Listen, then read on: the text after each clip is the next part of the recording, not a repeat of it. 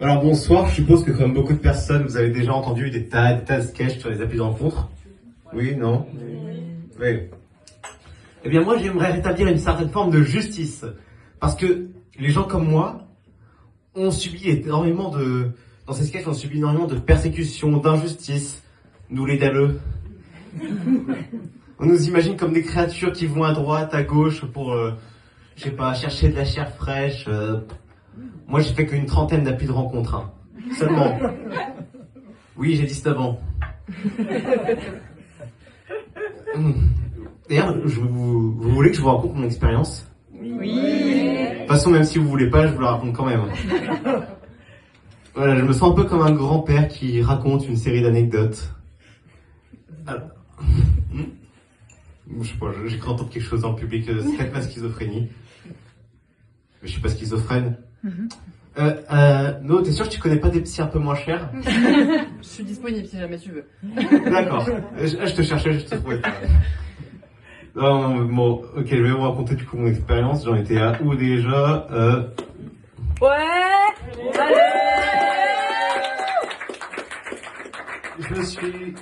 Je me suis inscrit pour la première fois sur un site de rencontre à l'âge de 16 ans. Alors c'était un site qui s'appelait Rencontre Ado, donc c'est un site pour... Ados. Oui, exactement, rencontrer des ados. T'as dit quoi? J'allais y venir. C'est bien, vous allez en entendre toute la soirée des blagues sur la pédophilie. J'espère que vous avez des traumatismes. Non, du coup, c'est un peu l'équivalent internet du Moyen-Orient. Du coup, il y a de la pédophilie, mais également des mecs qui peuvent pas se parler 2 secondes sans se foutre sur la gueule, et d'autres qui font des trucs un peu chelous pour aborder des meufs, genre créer des profils de femmes. Enfin, je vous rassure, hein, je leur disais très vite que j'étais un homme. Mon tout premier date, c'était avec une fille de cette appli. J'avais 17 ans, elle en avait 70. Mais je vous rassure, hein, Brigitte était très sympa. Elle aimait le théâtre et les petits écoliers. Non, bon, d'accord, plus sérieusement, trêve de conneries, c'était avec une fille de 16 ans, qui aimait beaucoup les footballeurs morts. Moi, j'aime beaucoup les chanteurs morts. Ça nous fait une certaine passion nécro-mancienne, je suis pas expert en suffixe. Non, mais du coup, elle me donnait envie de devenir l'ombre de son ombre, l'ombre de sa main, l'ombre de son chien. En la voyant, je savais pas si je pourrais y vivre ou y survivre. Oh mon Dieu. Ah, j'ai tellement des rêves de... Quoi? Répète. Oui, bah oui, je sais, j'ai 19 ans, j'ai des rêves de vieux. Oui. On va quand même voir si vous en avez une dans le lot. Sinon, il y a toute une éducation à refaire. Du coup, je sais pas si je pourrais y vivre ou y survivre. Je lui ai dit, je te veux si tu veux de moi. Mais je ne voulais pas mettre sous la gorge à Cupidon sa propre flèche. Elle arrivait à allumer le feu. Je me voyais déjà en couple avec... Non, je déconne, elle était pas si jolie. Si Renaud était mort, je lui aurais dit casse-toi tu pues et marche à l'ombre. Mais en attendant, je me suis fait tout petit devant une poupée. Le chant, c'est pas pour vous, d'accord? Bref, ça ne nous empêche pas d'avoir une relation longue, hein. Ce qui nous en empêche, c'est plutôt le fait qu'elle m'ait largué au bout de 10 jours. Dans ce genre de moment, je me sens mal aimé. Je suis donc retourné sur les applications. J'ai hésité à essayer les hommes au lieu des femmes.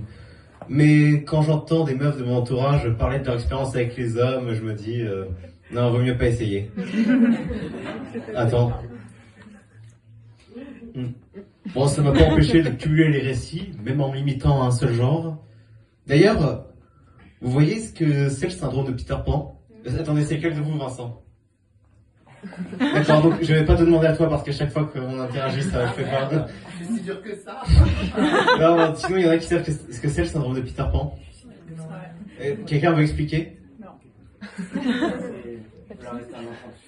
Exactement. C'est en gros quelqu'un qui va conserver des comportements infantiles toute sa vie. Voilà. Bah du coup moi j'ai... Ah, il y a Daniel Cohn-Bendit qui se tripote au fond de la salle. En gros, j'ai voulu date une personne. Du coup, je me demande si c'est pas un peu pédophile de ma part. J'ai voulu date une personne qui avait ce syndrome. Quand j'ai su qu'elle avait le syndrome, je lui ai demandé et sinon, t'as pensé à parler à un psychologue? Genre gentiment, voilà, j'ai essayé d'être poli. Vous savez ce qu'elle m'a répondu? Ma mère est morte quand j'avais 4 ans. Du coup, j'ai été convaincu, moi. Et en plus, c'était une personne avec qui je m'entendais bien, elle était très bavarde, par message, parce que dans la vraie vie, elle était muette. Non mais... Enfin, en soi, je l'ai jamais rencontrée, c'est dommage. Mais bon, malgré son syndrome, j'avais pas à la ghoster, hein, surtout dans la mesure où c'est elle qui m'a ghosté. Ouais. Attendez, je regarde juste où j'en suis. Ouais, allez.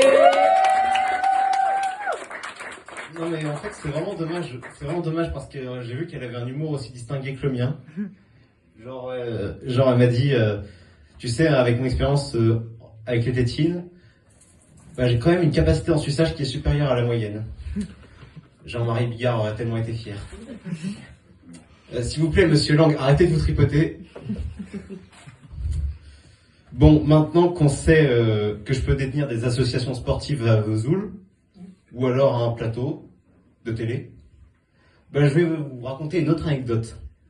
Est-ce que vous connaissez l'application, enfin plutôt le site Yo-Yo Match? Putain, c'est Yo-Yo, c'est un yo-yo, c'est un enfant, j'arrive pas. Ah merde,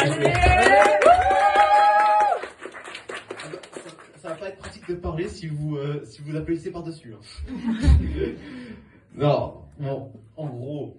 Non, quand je parle de yo-yo, je parle pas de jouets d'enfants.